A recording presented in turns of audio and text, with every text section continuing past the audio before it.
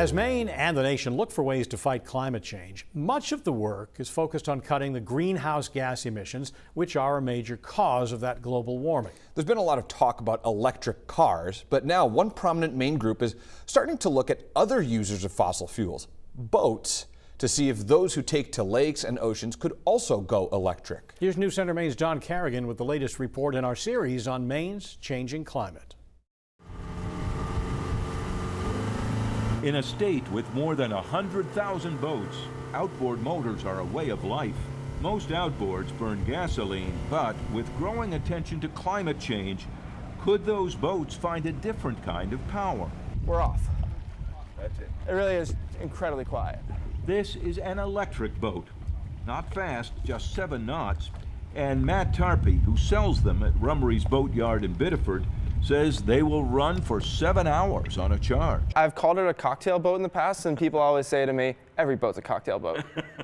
This particular boat may be best on lakes, he says, but Tarpey hopes to plug into a bigger market for both fresh and salt water, which will mean bigger motors and more speed. Faster boat, for sure. And this, he says, is a lot closer to the outboards many boaters use now. This will get up on plane. This will do, depending on the wind, probably between 28 and 30 knots. Tarpey says this is a prototype made by a company in Europe.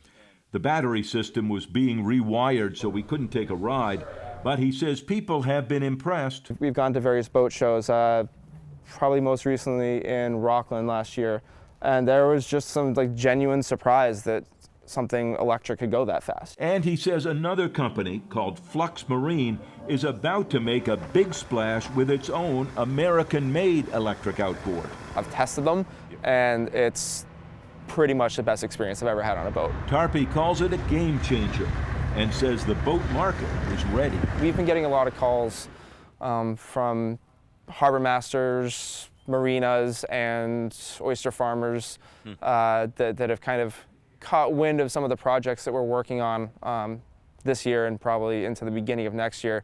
There's a lot of interest. The demand for electric boats may be getting a big boost now from the Island Institute, one of the leading advocates for the Maine coast. It has started a project to encourage people on the working waterfront to start making the change to electricity. Sam Belknap, who rode with us on the river, works for the Island Institute and says reaching the working waterfront is their prime goal. To a person, they are ready to embrace the electric technology that exists because they recognize how intimately the ocean and their sectors are impacted by climate change. And this is one small way that they can start to limit their impact on this by transitioning from fossil fuels over to electric power. But there are questions such as how long will the boat run on a charge? Belknap says the Institute is doing research right now with aquaculture businesses to find out how often their engines are actually used during the day. Charging stations will be needed on shore. Boats on moorings will need to find ways to recharge too. And electrics will cost more. They both admit change may be difficult. Especially in the working waterfront, your most important tool is your boat. And it's really tough to ask someone to trust a new technology that is also expensive. Sam Belknap says the Island Institute is starting a grant program to help commercial boat owners with the cost. And they both say the new motors and battery systems will make people believers. By 2025, we're going to have 100 electric vessels on the working waterfront.